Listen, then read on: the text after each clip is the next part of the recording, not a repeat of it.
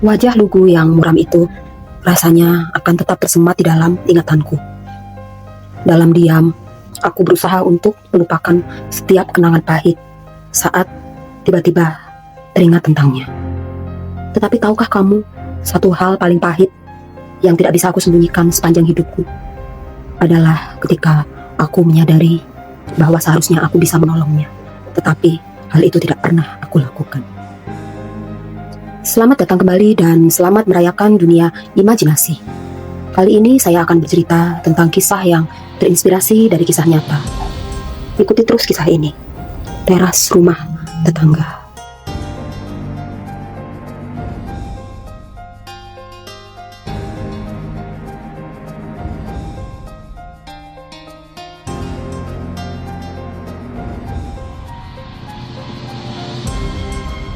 Aku tinggal di sebuah kompleks perumahan yang tenang. Rumah-rumah di sekitarku berderet rapi.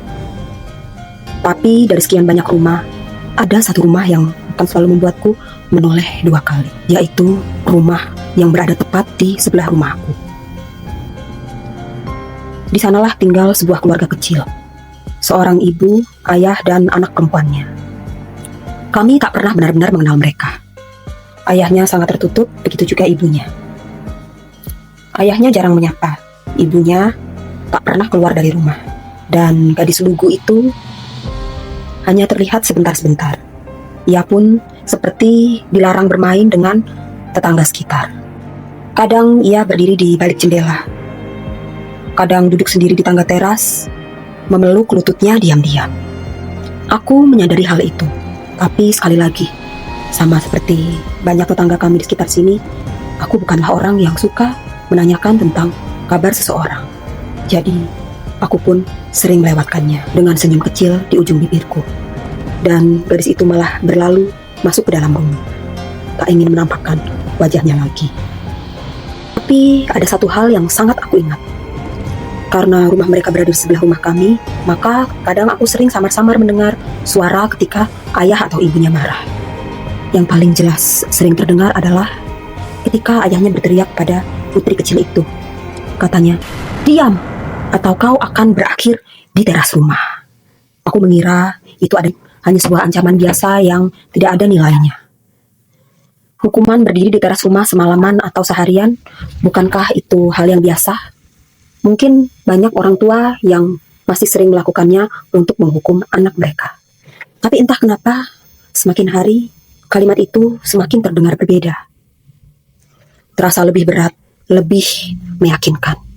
Hingga suatu hari tiba-tiba saja rumah itu kosong. Ada apa? Kemana mereka? Kenapa tiba-tiba mereka pergi begitu saja?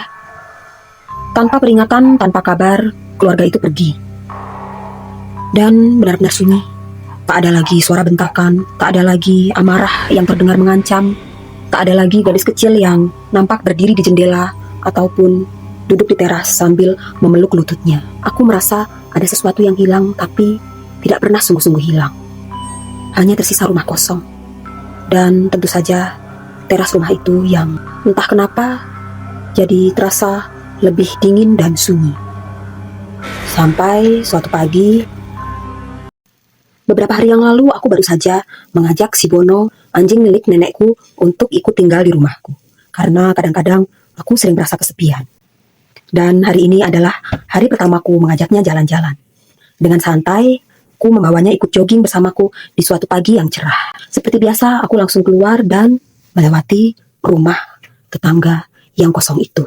Tapi saat kami melintas tepat di depannya, tiba-tiba saja si Bono menyalak keras. Apa yang terjadi? Awalnya aku pikir ada kucing, tapi Bono terus menyalak. Tak mau henti.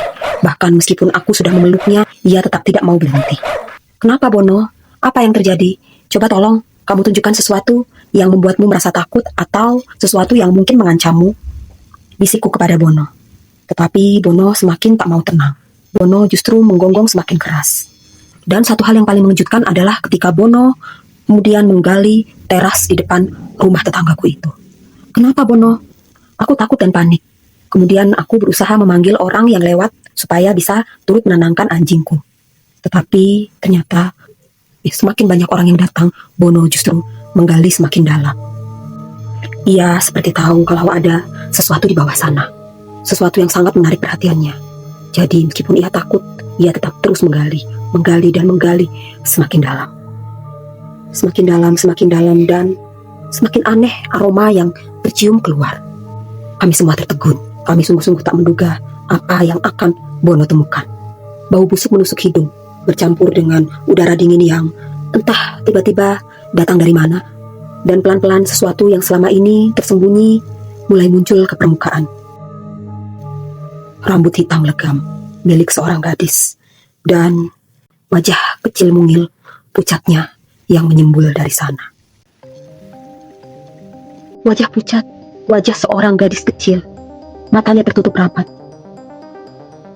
Tubuhnya terbungkus baju kusam yang membusuk.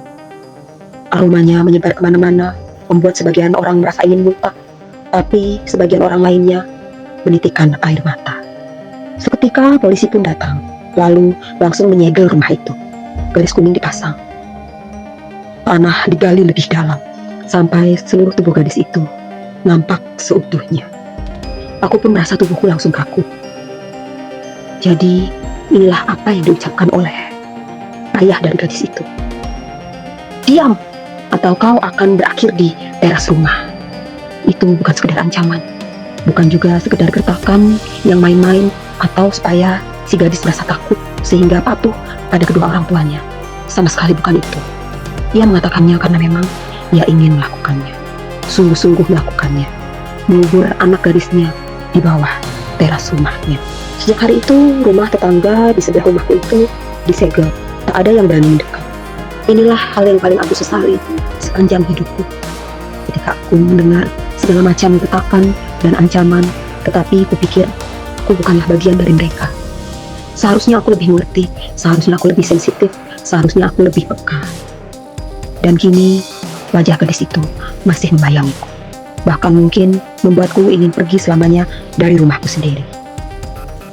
Hati-hati jika kamu punya tetangga yang mungkin terdengar hanya seperti orang tua yang berusaha tegas pada anaknya. Ternyata, apakah kamu juga tinggal di lingkungan yang sangat tertutup seperti lingkungan tempat tinggalku? Atau kamu sering mendengar tetangga di sebelah rumahmu marah sama anaknya? Ceritakan pengalamanmu dengan tetangga yang mungkin terlihat dingin, galak, ataupun menakutkan. Ceritakan semuanya di kolom komentar. Meskipun cerita ini hanyalah kisah fiksi, tapi cerita ini terinspirasi dari kisah nyata tentang seorang gadis bernama Heather West yang dibunuh oleh orang tuanya sendiri dan dikuburkan di bawah teras rumah mereka. Hati-hati dengan tetanggamu. Jangan lupa dukung terus channel ini dengan cara like, comment, share, dan subscribe. Selamat merayakan dunia imajinasi. Pap para para pap du du du du